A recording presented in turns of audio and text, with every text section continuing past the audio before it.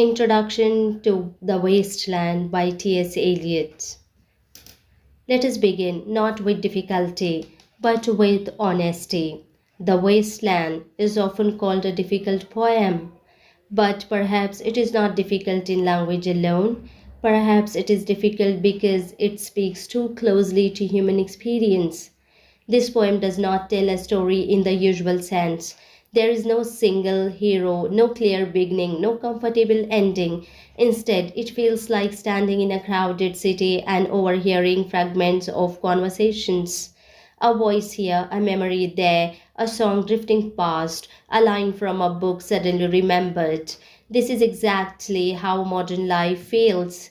When T.S. Eliot wrote The Wasteland in 1922, the world was recovering from the First World War. Europe was physically damaged, yes, but more importantly, people were spiritually exhausted. Old beliefs had failed. Traditional values no longer seemed trustworthy. Faith, love, community, everything felt shaken. And Eliot did not try to repair this brokenness with comforting poetry. Instead, he chose to show it. This poem is called The Wasteland because it describes a world that looks alive on the surface, but inside feels dry, empty, and disconnected, like land where nothing truly grows. What is striking is that Eliot does not shout, he does not preach. He lets voices speak for themselves.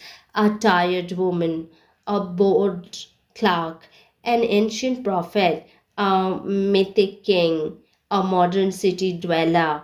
None of them fully understand each other. Some do not even understand themselves.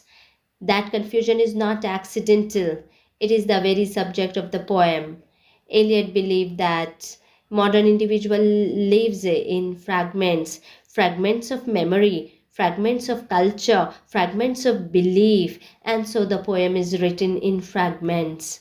It moves suddenly from London streets to ancient myths, from casual conversation to sacred scriptures, from English to German, French, Sanskrit. At first, this can feel unsettling, but if one listens carefully, a pattern begins to emerge. The poem keeps returning to the same quiet question: what happens to human life when meaning dries up? The wasteland is not only about war or history, it is about emotional emptiness, broken relationships, mechanical routines, and the silence that follows when genuine connection disappears. Yet, and this is important, the poem is not completely hopeless. Even in its dryness, it searches for water. Even in its confusion, it listens for a voice that might restore order, compassion, or peace. That is why this poem still matters today, because the world Eliot describes, crowded, fast, noisy, yet strangely lonely, does not feel unfamiliar.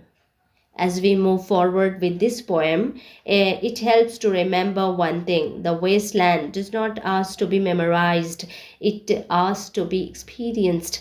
Not all meanings arrive at once. Some lines remain puzzling, some images stray without explanation, and that is perfectly fine. This poem is not a puzzle to be solved in one sitting. It is a landscape to be walked through slowly, attentively, honestly.